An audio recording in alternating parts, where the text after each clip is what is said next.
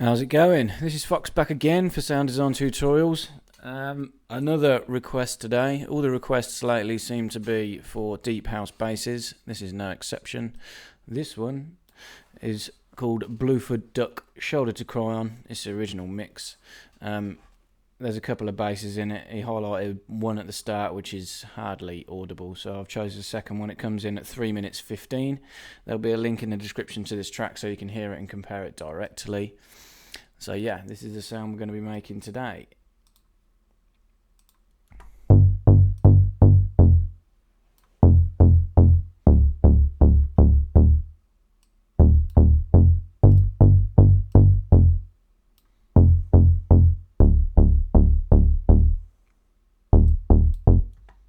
Quite a percussive one this, quite dulled down. There wasn't a lot of harmonics in it, not a lot going on. Real simple and easy to make, so this one shouldn't take too long.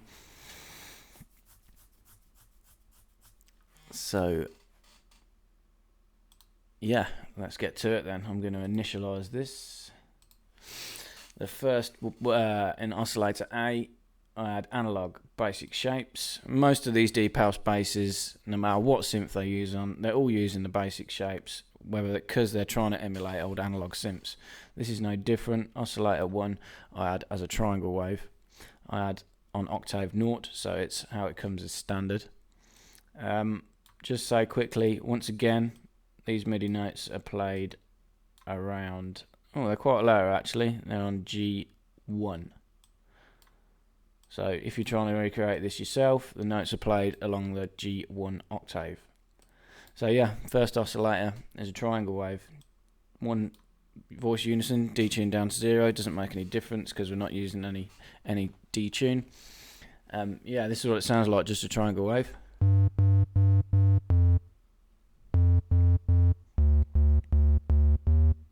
Quite subby, that's taking part of the lower elements along with a sub oscillator that we're going to bring in a minute. Just going to set up the amp envelope. We'll just back off the attack ever so slightly, 1.8 milliseconds, something like that. Bring the sustain level back as well, about -18. Decay level to about 324 milliseconds and release to about 205. Quite a typical looking amp envelope. Volume comes in quite high, fades off gently with a decay, and there's a tiny little bit of release holding on to the volume as it moves away. Oscillator A is going to go into the filter, so make sure that is checked. Oscillator B is going to go into the filter, and the sub is going to go into the filter, so make sure all three of these are highlighted. We're going to bring the sub in now. Click that, keep it on sine wave, pitch it down 1 octave, keep the volume where it is as standard. So this is a sine and a triangle.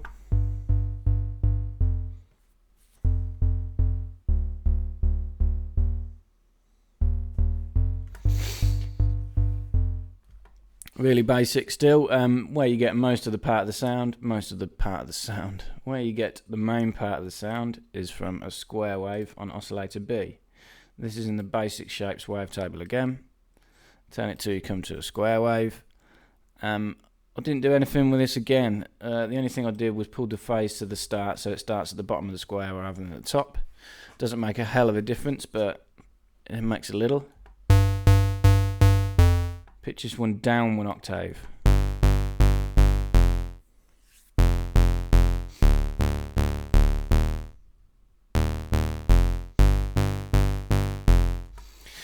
Sounds nothing like the sound at the minute. As per all of these deep house basses, it's all to do with the control that you have over the filter, putting an envelope on the cutoff of a filter.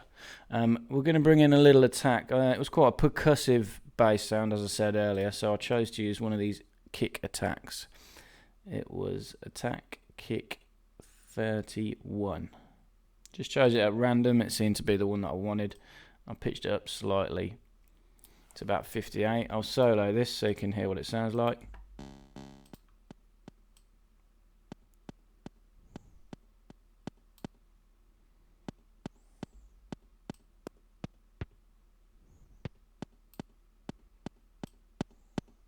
Just a tiny little click. We're going to use an envelope to push this round and bring it in and out. To start with, we want to pull it down to 0.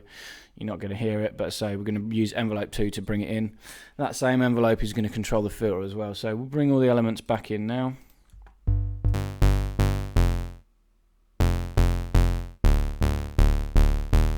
Okay, so envelope on a filter. Standard Moog low pass 12 filter. These ones sound best to my ears when doing a deep house bass. You don't want too steep a curve. You want to let the highs through, and then you want to use the filter to shut it off.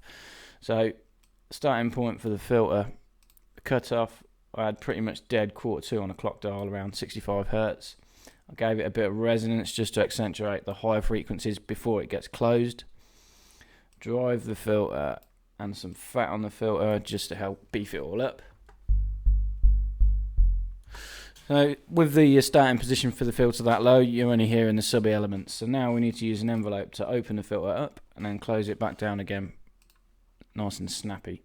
So envelope 2 I use, drag it on it, and I had it to about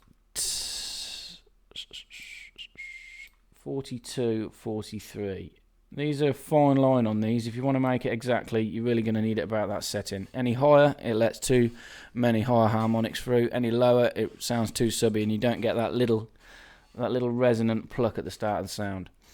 So yeah, we'll set envelope 2 up, push the attack to 0.5, which it is a standard.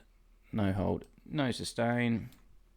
Release where it comes as standard as well, and then all we do is dial the decay until we get that pluck that we want. It was around about 200 milliseconds.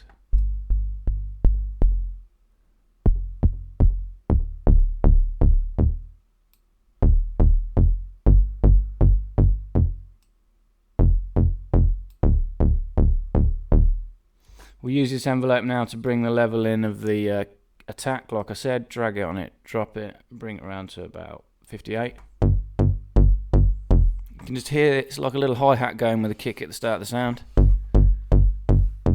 You can, now we've got this envelope on the filter controlling it, you can do it to suit. I mean, if you want the higher frequencies to sustain longer, just give it more decay.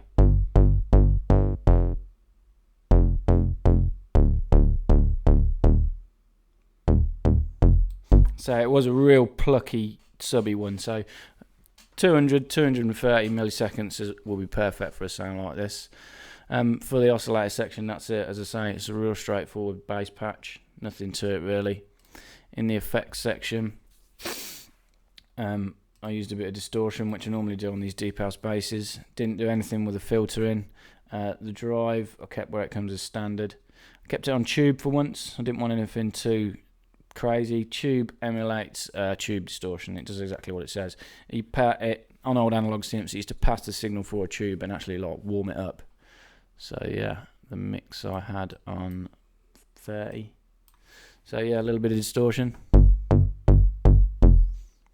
I used a bit of compression just to bring it all together. The only thing I touched was the gain. Just boosted it slightly from its original position to about plus 2 dB.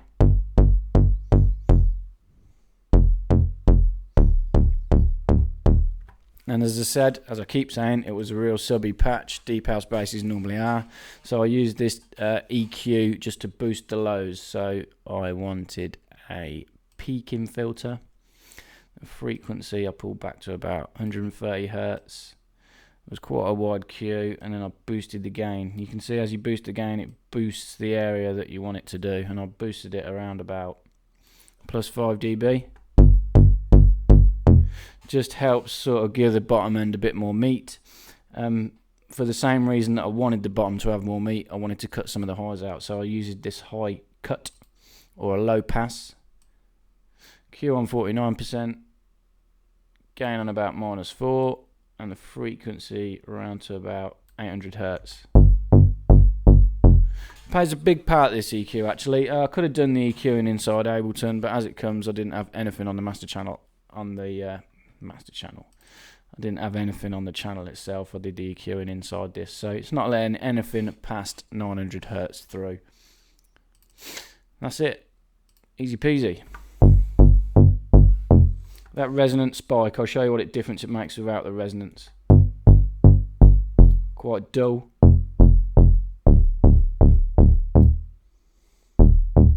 Needed that little bit of resonance just to accentuate that point as the filter's closing it off.